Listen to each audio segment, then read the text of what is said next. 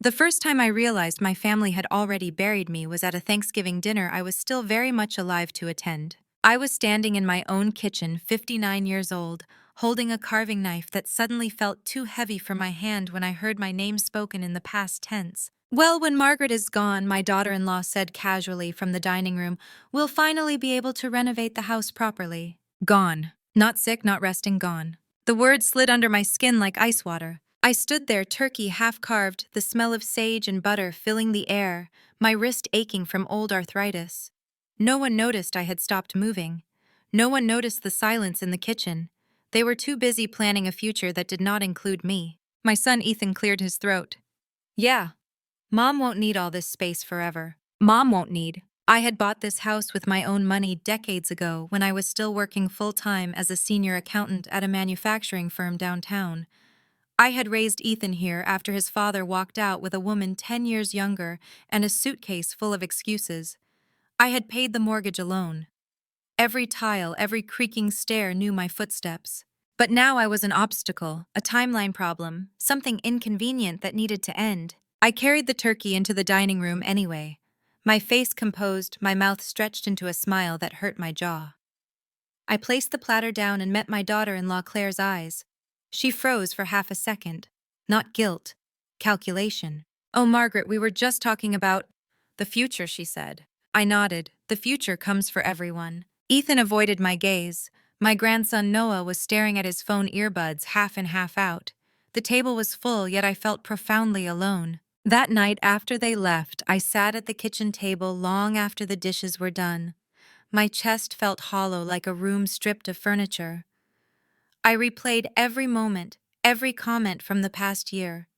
The sudden impatience, the way Claire corrected me in my own home, the way Ethan talked about finances as if my money were already his. That was when I found the folder. It was in the drawer of the desk in the study, tucked behind old tax returns. I recognized the logo immediately. My company's letterhead. But I had retired 2 years earlier. Inside were copies of internal emails, performance reviews, documents with my name on them altered, edited, twisted. Someone had been rewriting my professional history. There were accusations of negligence errors. I never made audits that never happened. Dates that overlapped impossibly. It was sloppy in places, but the intent was clear. Someone had tried to build a case that I had been pushed into early retirement for cause. My hands trembled as I read. Ethan worked at the same company now, different department. Claire's brother did too, legal compliance. I suddenly understood the timing, my forced retirement, the pressure to downsize, the casual conversations about wills and inheritance. They were not waiting for me to die. They were erasing me. That night, I did not sleep. I lay in bed listening to the house settle, every pop and creak a reminder that this place still belonged to me. By morning, my grief had hardened into something colder, sharper. I was not going to confront them, not yet. I was going to understand everything. Because if they thought I was already gone, I would let them keep believing that. And then I would decide how to come back. The first rule of survival I learned as a woman over 50 is this: when people think you are weak, they stop hiding their cruelty. So I let them believe it. I started with small changes. I forgot names on purpose, asked Ethan to repeat things I already understood, let Claire correct me in front of others without pushing back. I watched the relief bloom on their faces each time I played smaller than I was. At work, back when I had been powerful, I had learned how to read rooms. Now I read my family the same way. Their patience was not kindness, it was anticipation. Within weeks, the conversations shifted. Claire began helping with my mail. Ethan asked about access to my accounts. They framed everything as concern. "You shouldn't have to worry about these things at your age," Claire said gently one afternoon, her hand resting just a bit too long on my shoulder. "At your age." I smiled and thanked her. Then I called a lawyer. Not the family attorney, someone new. Someone whose loyalty had not been purchased with holiday dinners and polite smiles. His name was Daniel Harper, gray-haired, sharp-eyed, the kind of man who listened more than he spoke. I brought him everything: the altered documents, the emails, the timeline. He leaned back in his chair slowly. "This isn't just family drama," he said. "This is fraud." The words settled between us, heavy and undeniable. "Can they do this?" I asked. "Erase me like I never mattered." "They can try," he said, "but only if you let them." We began quietly. Daniel filed information requests, subpoenas that did not touch Ethan directly, but circled his department. I watched from the outside as small cracks appeared. Claire became more anxious.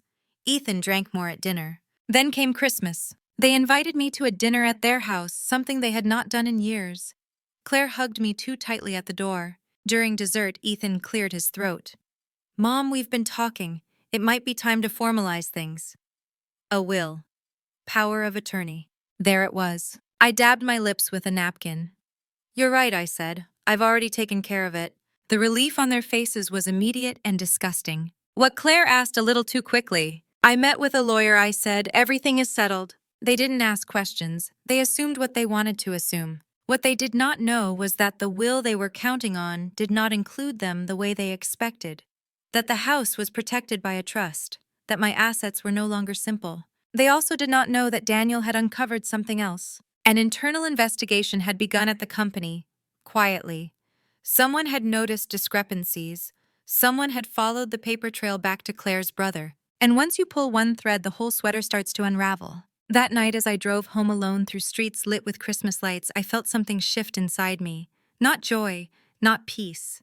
Clarity. They had mistaken my silence for surrender. They were about to learn how expensive that mistake would be. And they had no idea how close the truth already was. The first call from the company came in early January, just as the last of the Christmas decorations were coming down. It wasn't to me, that was the point. Ethan mentioned it casually over the phone, his voice too light. "Compliance is doing some routine reviews," he said. "Nothing to worry about. Routine reviews do not make grown men sweat through their shirts." I thanked him for telling me and hung up. Then I called Daniel. "They've started," I said. "Yes," he replied. "And they've already found enough to make people nervous." Over the next few weeks, I watched my family fracture in slow motion. Claire stopped coming by. Ethan called less. When he did, his questions were sharper, more pointed. He asked if I remembered signing certain documents, if I was sure about dates, if I had ever felt confused at work near the end. It was almost impressive how smoothly concern slid into accusation. I answered patiently. I told him I trusted him. I told him I was grateful for his help. I told him everything he wanted to hear. Meanwhile, Daniel was building a second file. It turned out the altered performance reviews weren't the only thing wrong. There were diverted funds, consulting fees paid to shell companies, emails deleted but not destroyed, and every trail led back to the same small group of people who thought no one would look too closely. Why would they? The woman they erased was already gone. One afternoon, Daniel asked me a question that changed everything. "Did you ever sign a severance agreement when you retired?" I shook my head. "No, they told me it wasn't necessary." He smiled without humor.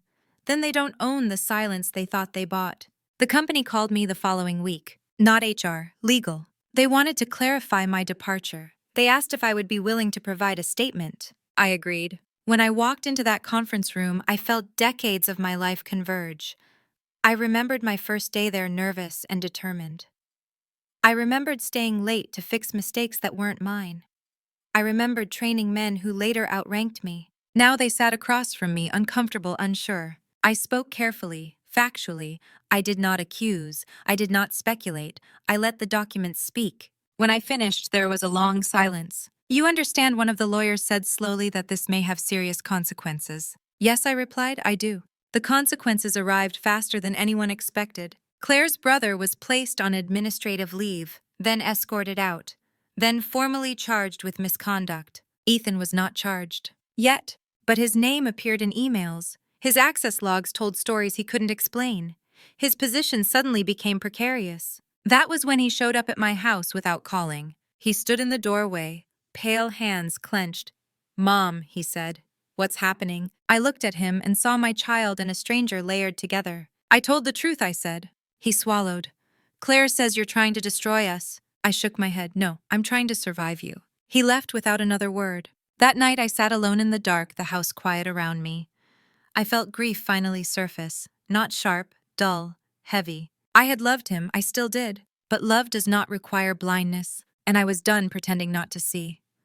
The letter arrived on a Tuesday, thin and official, stamped with authority. It was addressed to me, not Ethan. That alone told me everything.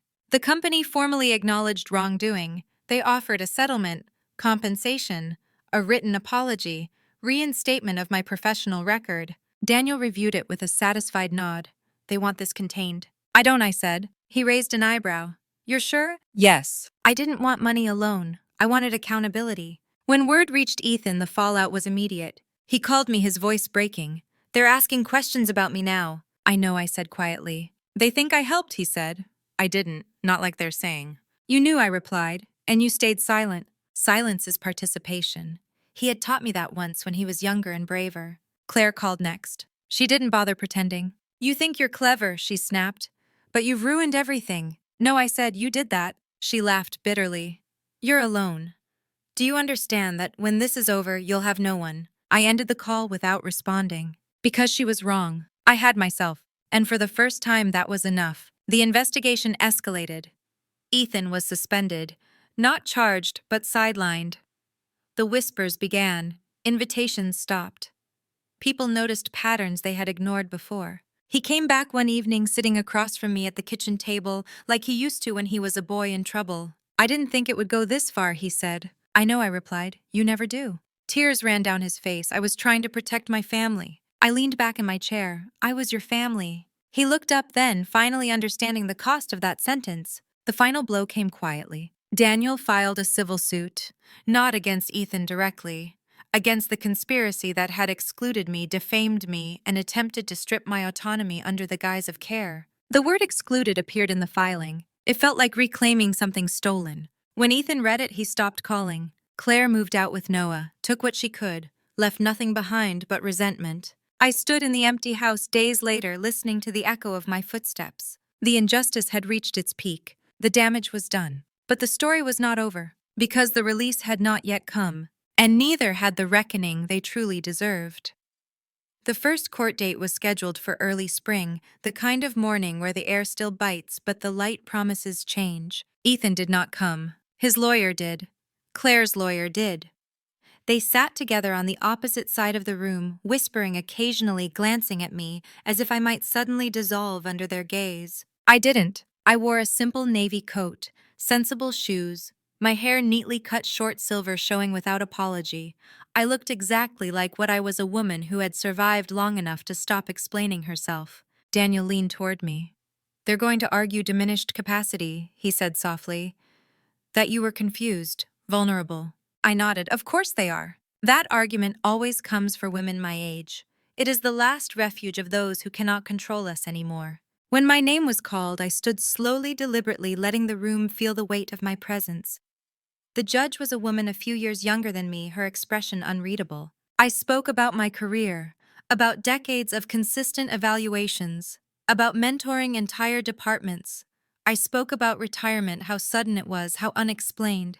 Then Daniel introduced the documents. Side-by-side comparisons, originals and altered copies, metadata timestamps, internal emails referencing timing and leverage. Claire's lawyer objected twice. Both objections were overruled. Halfway through my testimony, I noticed Claire's hands trembling. Good. Then came the question that changed the temperature of the room. Mrs. Hale, the judge said, leaning forward, when did you first suspect your family was acting against your interests? I paused. At Thanksgiving, I said, when they spoke about my life as if it were already finished. The room was silent. That silence followed us all the way into the hallway after the hearing. Ethan was waiting there. He looked smaller than I remembered, not physically, spiritually. Mom, he said, can we talk? I studied him, the boy I had raised, the man who had chosen convenience over conscience. We are, I said. He flinched. I never wanted you hurt. But you wanted control, I replied.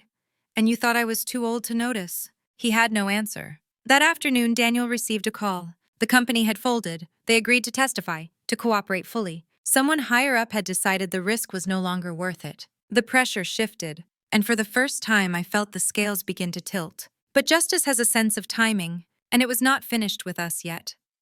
The settlement offer arrived 3 days later. It was generous, insultingly so. They offered money, silence, a mutual non-disclosure agreement, an end. Daniel slid the papers across the table. This would end everything. I didn't touch them. What happens to Ethan, I asked. He hesitated. He keeps his job, on probation, quietly. I leaned back, folding my hands in my lap. No, I said. Daniel studied me.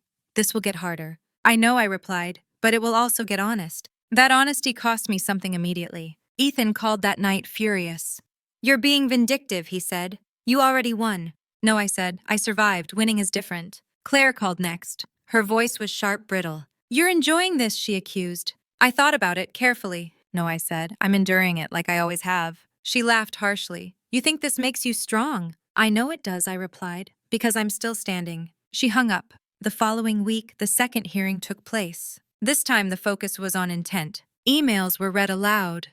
Messages where Claire discussed accelerating my retirement, where Ethan suggested moving before she changes her mind, where they speculated about my health without evidence. The word manipulation echoed through the courtroom like a drumbeat. When Ethan took the stand, he avoided my eyes. "I didn't think she'd fight," he admitted quietly. That sentence hit harder than any accusation. I closed my eyes for a moment, letting it pass through me instead of lodging somewhere permanent. The judge ruled that afternoon. The altered documents constituted fraud.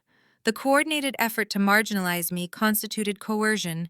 The attempt to control my assets constituted financial abuse. Restitution was ordered. My professional record was restored publicly, and a formal recommendation was made for the company to review its internal culture. Ethan was suspended indefinitely. Not fired, but exposed. Outside the courthouse, reporters gathered. They asked me how it felt. I answered truthfully, "It feels like being returned to myself." Ethan stood several feet away watching.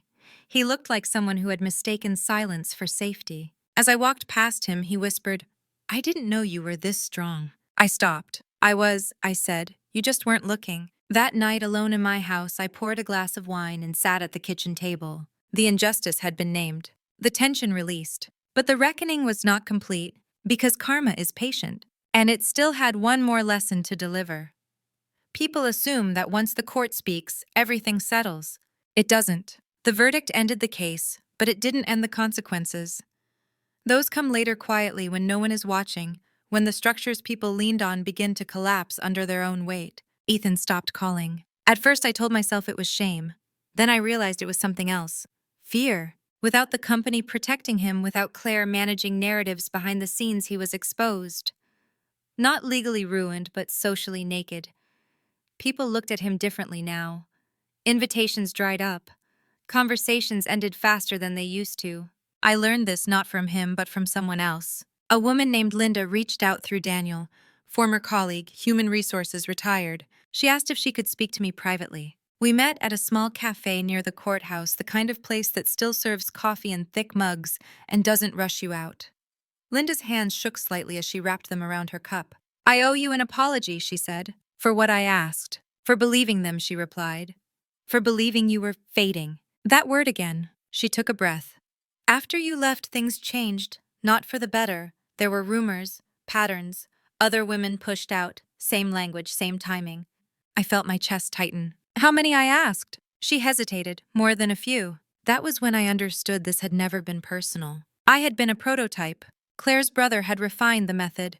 Ethan had normalized it. The company had benefited. I went home that evening and sat in my study, the same room where I had first found the altered documents. The irony wasn't lost on me. The injustice had widened, and with it my responsibility. I called Daniel the next morning. "What would it take," I asked, "to make this bigger than me?" He was quiet for a long moment. "It would be ugly," he said. "Public, slow, and you would be scrutinized."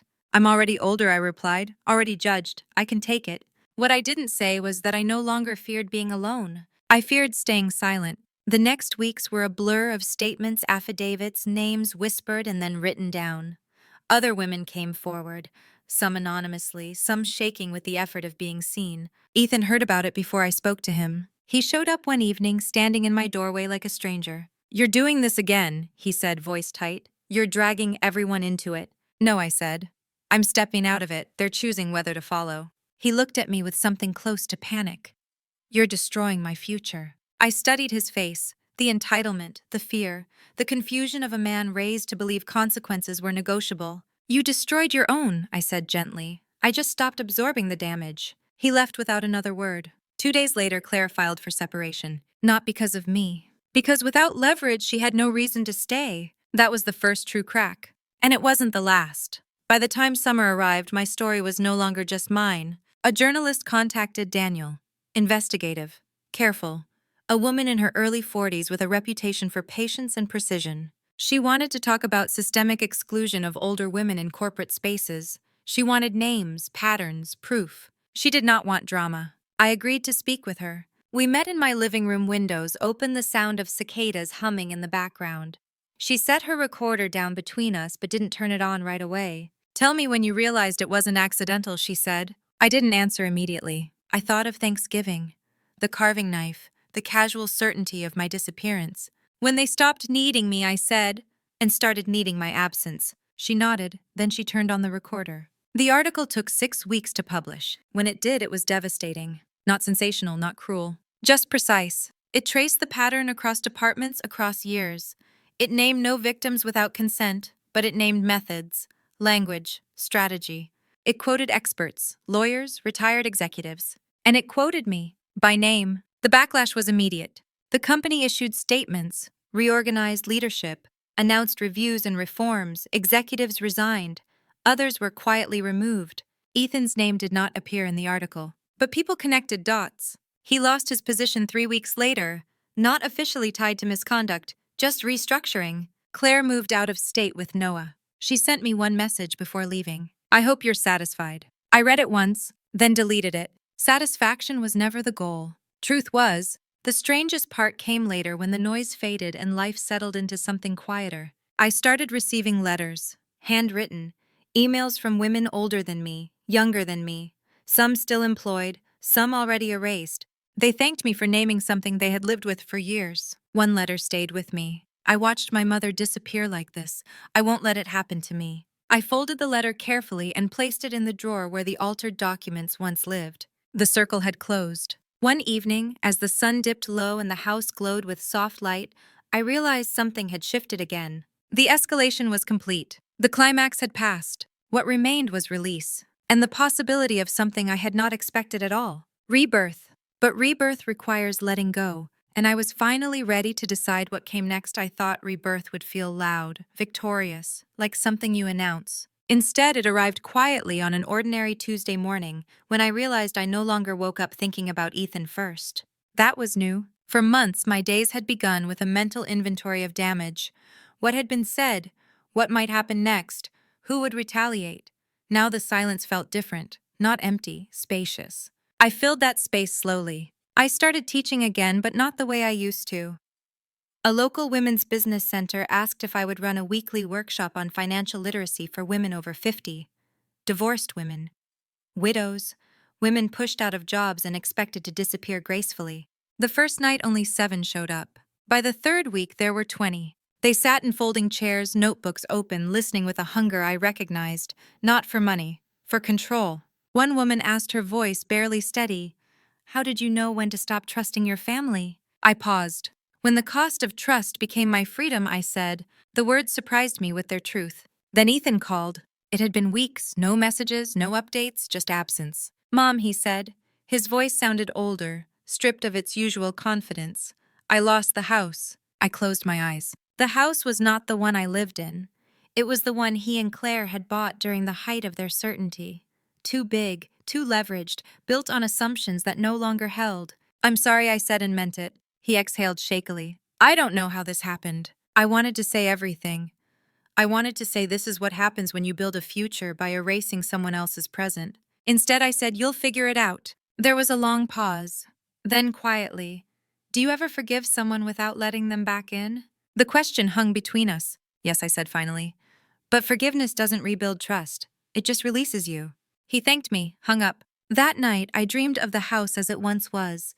Ethan Small running through the hallway, his laughter echoing. I woke with tears on my pillow and no desire to stop them. Grief is not weakness, it is evidence. The next surprise came from Daniel. "I've been approached," he said. "Class action.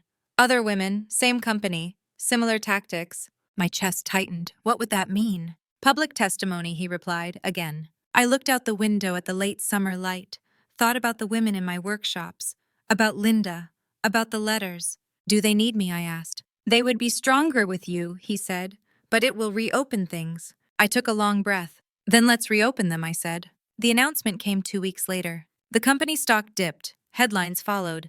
The language was careful, but the meaning was clear. This was not an isolated incident. Ethan did not call again. Claire sent nothing. But something else arrived instead. A formal invitation, a mediation request, from the company and from Ethan. They wanted to settle everything, all claims, all narratives. One final meeting. I stared at the email, feeling the old tension stir not as fear, but as readiness. Because I knew something now that I had not known before. Closure is not something you receive. It is something you choose. And the next chapter would require that choice. The mediation was scheduled for early autumn in a neutral office building with too much glass and not enough warmth. Daniel sat beside me, calm, prepared. Across the table were 3 company representatives, 2 lawyers, and Ethan. He looked thinner, older, like someone who had been awake too long with his own thoughts. No Claire. That absence spoke louder than anything she might have said. The mediator began with formalities, ground rules, intentions. Then the company spoke. They expressed regret, acknowledged procedural failures, committed to reform, offered compensation. Significant compensation. I listened without interrupting. Then Ethan spoke. I failed her, he said, voice unsteady. I convinced myself I was protecting my family, but I was protecting my comfort. I watched his hands twist together. The boy I once held after nightmares now haunted by his own. The mediator turned to me. Mrs. Hale, would you like to respond? I took my time. I didn't come here for money, I said. I came here for recognition. The room stilled. I want my record restored publicly. I want written acknowledgement of the harm done. And I want the company to fund an independent program supporting older women in transition, not as charity, as accountability. The lawyers whispered, calculated. Daniel smiled faintly. After an hour, they agreed. Every point. Ethan looked at me stunned. You could have asked for more. I know, I said, but this is enough. The paperwork was signed. The case concluded. As we stood to leave, Ethan stopped me near the door. I don't deserve forgiveness, he said quietly. No, I replied. You don't. He flinched. But you deserve the chance to become someone who does, I added. His eyes filled. He nodded. Outside the air was crisp, clean. Daniel asked if I wanted to celebrate. I shook my head. I want to go home. Home looked different now. Smaller, calmer, mine. That evening, I sat on the porch with a cup of tea watching the light fade. For the first time since Thanksgiving, I felt the entire arc of the journey settle into place. The injustice had been real, the wound deep, the escalation necessary. But the release came not from watching others fall. It came from standing upright without needing to push anyone down. Still one chapter remained. Not about them. About me, and what I would do with the life I had reclaimed. That decision would come next, and it would be the most important one yet. I sold the house in October, not because I needed the money, not because the memories hurt too much. I sold it because I was ready to choose a future instead of defending a past. The decision surprised people. Daniel raised an eyebrow. Linda asked twice if I was sure. Even Ethan, cautiously rebuilding contact through short, careful messages, seemed startled. You loved that house, he said during one of our rare calls. I loved who I was in it, I replied. That version of me doesn't live there anymore. The sale was quiet. No drama. No last-minute pleas. I packed what mattered and donated the rest. On the final day, I walked through each room, once touching the walls lightly, thanking them for holding me when I needed shelter. Then I left the keys on the counter and closed the door. I moved into a smaller place near the water. 2 bedrooms, sunlight in the mornings, silence that felt chosen, not imposed. From there, my life expanded in ways I hadn't predicted. The workshops grew into a nonprofit initiative funded partly by the settlement and partly by donations from women who understood the value of preparation. We offered legal clinics, financial planning, quiet rooms where women could sit and say things out loud for the first time. I watched shoulders lower, spines straighten, eyes sharpen. One woman hugged me after a session and whispered I thought I was invisible. You're not, I said. They just didn't want to see you. Ethan came by once unannounced, standing awkwardly at my door with a bag of groceries like a peace offering. He looked nervous, uncertain of his footing. We had coffee, spoke carefully. I'm in therapy, he said, trying to understand why I did what I did. I nodded. Understanding is a start. I don't expect things to be the same, he added. They won't be, I said, but they can be honest. He smiled sadly. That would be new for me. Progress rarely arrives with fanfare. Claire remained absent. I heard through Noah, now older, more perceptive, that she blamed everyone but herself. I felt no anger toward her anymore, just distance. Distance can be a form of peace. The company reforms became public policy, training programs, oversight committees. It wasn't perfect, but it was real. Sometimes I wondered if all of it had been worth the cost, the exposure, the loss, the sleepless nights. Then I would receive another letter, another email, another quiet thank you from a woman who decided not to disappear. And I knew the answer. On my 61st birthday, I stood by the water at dawn, wrapped in a sweater, watching the horizon lighten. I thought about who I had been taught to become: quiet, grateful, accommodating. Then I thought about who I had become instead: present, precise, unafraid. The wound had scarred, but the scar no longer defined me. I had stepped through fire and learned something essential. I was not excluded. I had been underestimated. And that misunderstanding had changed everything. The call came on a Sunday afternoon, months after everything had settled into its new shape. A woman I didn't recognize at first introduced herself slowly, as if testing whether she was allowed to take up space. "I heard your story," she said. "I'm 56. They just told me I should consider early retirement." I closed my eyes. "Do you want to talk?" I asked. "Yes," she said, relief breaking through. "I don't want to vanish." We talked for over an hour, about documents, about language, about how manipulation often arrives wrapped in concern. When we hung up, I sat quietly, feeling the strange, steady warmth of purpose. This was the life I had built from wreckage, not revenge for its own sake, justice that made room for others. Ethan called later that week. He sounded steadier, less defensive, more himself. "I got a new job," he said. "Smaller company, less money, more accountability." "I'm glad," I said. There was a pause.